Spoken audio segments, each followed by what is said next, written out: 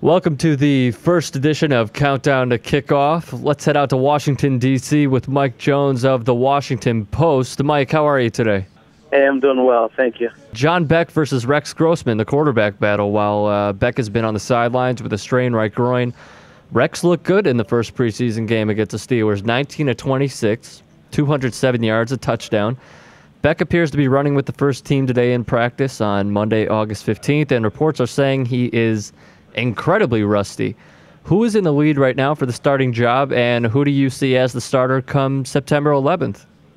Well, for right now, you got to think that the performance that Rex Grossman showed on Friday has given him a little bit of an edge. Obviously, the coaches said that John Beck didn't lose any ground because they understood that he was injured. But the pressure's really on him to come out here this Friday and play at a high level.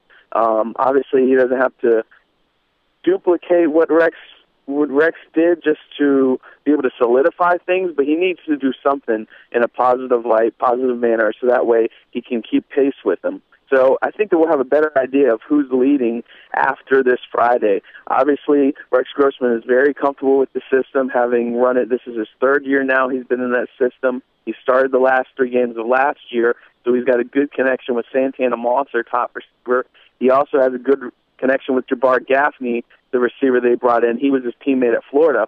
John Beck, he was a backup last year, third string, so he ran the scout team. He hasn't had as much time to work with either of those receivers other than here in training camp. So it'll be interesting to see how he comes out. Now let's shift to the running backs. Ryan Torain out with a broken hand. Newcomer Tim Hightower, who's specialized in goal line situations with Arizona, appears to be the front runner at running back until Torain returns. Yeah, I think that it'll be interesting when Torain comes back, because Tim Hightower comes out, he runs hard, he's a physical guy, he does a good job of picking up blitzes, and that's one thing that Torain doesn't do so much, is that third down back situation.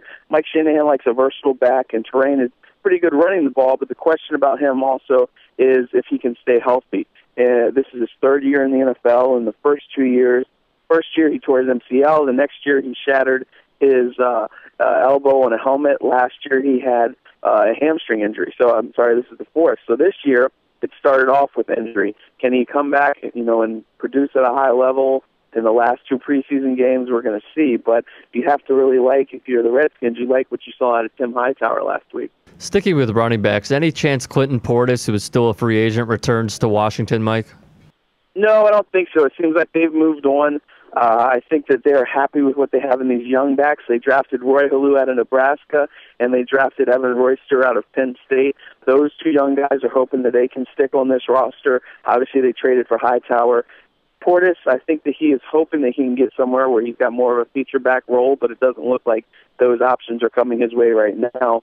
And he would serve a team well as a third down back, but right now he's kind of looking elsewhere. It doesn't seem like the Redskins are in the cards for him.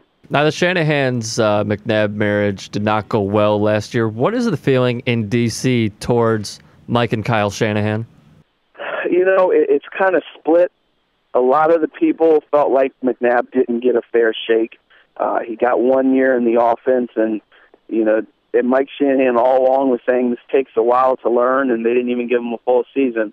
But then there are another, group of people who say, well, McNabb came out, he never looked really good, he never looked like he was really in shape and rhythm and things like that, so they're like, get him out of town. So, I think it's probably about 60-40 right now, people who, if Shanahan can come out here and, Grossman or Beck can come out and do well, then everyone will forgive and forget. The question that people are most leery of is, okay, maybe McNabb wasn't the answer, but are Grossman and Beck really better options than a 6-time Pro Bowler? That's what people find hard to believe. Just to clarify, 60-40 in favor or against? Right now it's probably 60-40 who are in favor of McNabb, felt like he should have gotten a better handle, a better deal, and that Shanahan mishandled the situation, and going with John Beck or Rex Grossman over McNabb is probably the wrong move. Now, another experiment that clearly failed was the Shanahans and Albert Haynesworth. Of course, he was shipped out of town to New England. What was the reaction to Haynesworth leaving? That one, everybody was basically letting, get on, good riddance to you.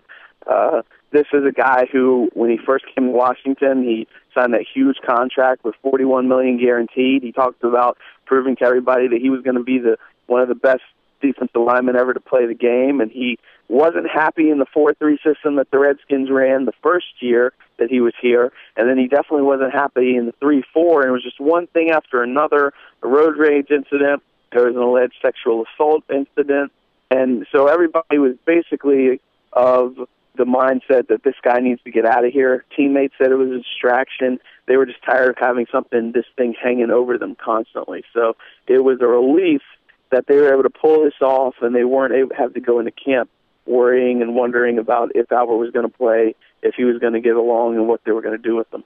Mike, let me ask you, because you cover the team, and of course we can read anything about it on ESPN or in the papers online, but you follow this team every single day. Going back to the Shanahans, do players have a lot of faith in them, and do they look up to them? They definitely do have a faith in Mike Shanahan. I think last year was sort of, early on, was a little bit of a feeling out, but even despite the benching of McNabb and the whole Haynesworth thing, there was nobody questioning, not even privately questioning Shanahan.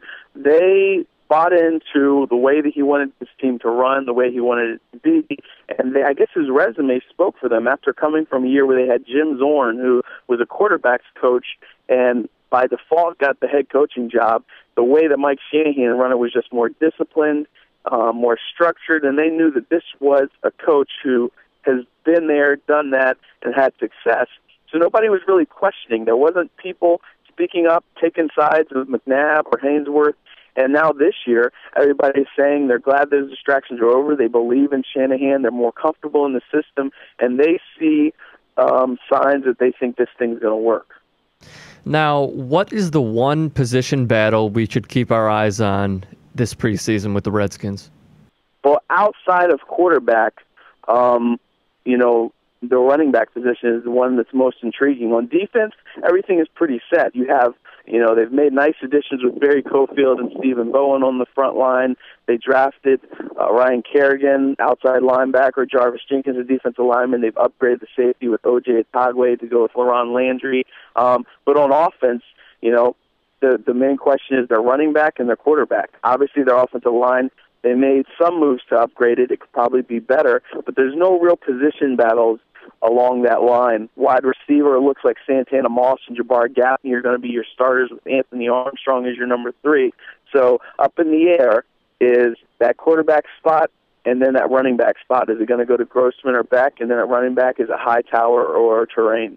At the end of training camp, beginning of the season, do you see Grossman solidifying that spot, and do you see Torain solidifying that spot? I would be more surprised if Torain solidified it. Just the way Hightower looks, he's more durable. The way he's performed in practices here, I think that he's probably going to be your starting running back. It would make more sense to go with Grossman because of his familiarity with the system and his chemistry with the running backs. But you never know. The Shanahans were very high on John Beck when he came out of college. Mike Shanahan, if they hadn't drafted Jay Cutler the year before, he said he would have drafted him. So they have this, kind of like a infatuation with him. He's the unknown. But if you're looking at the performance in practice, sharper passes from Rex Grossman, a little bit better feel, better tempo, better deep arm. John Beck's deep passes flutter a little bit. If it was on me, I would say that they go with Grossman as their starting quarterback. Now, a few more questions for you, Mike. The Redskins currently have 11 wide receivers on their roster. In this short free agency period, it seemed like they were signing a different veteran free agent every single day. And you just said Santana Moss, Jabbar Gaffney. I assume Dante Stallworth will be in there. Who else makes the cut, and how many receivers do they keep for the season opener? I can't see him keeping more than 6. We've been going back and forth out here, me and my fellow sports writers. Obviously, you know that Santana Moss and Jabbar Gaffney are locks. Anthony Armstrong last year, who came on as the number 2 receiver, second-year guy, he's got to be a lock. Then you have Dante Stallworth, who's looked pretty good. But then you have a young second-year guy in Terrence Austin who's been solid as well. That's the one, those two right there, you could almost switch them in or out from what we've seen so far. Then you have the rookies, Leonard Hankerson, third-round pick out of Miami, who makes spectacular grabs but cannot make the easy catches. And then the other two rookies, Niles Paul out of Nebraska and Aldrick Robinson out of SMU, those guys are trying to catch coaches' eyes with special teams. Brandon Banks is a wide receiver, but mostly they use him because he's a speedy special teams guy. So if you think 6, if I had to go with 6, I'd say Moss, Gaffney, Armstrong. I keep going back and forth, like I said, about Stallworth and Austin. And then you would have Hankerson and then probably Banks. Maybe the other two guys, Paul and Robinson, stick on the practice spot. Last question for you, Mike. Over under 6.5 wins this season for the Redskins. Just barely over. I'm thinking 7-9, 8-8. 7-9, 8-8 for this team. You think so? I think so. Their defense is going to be much improved.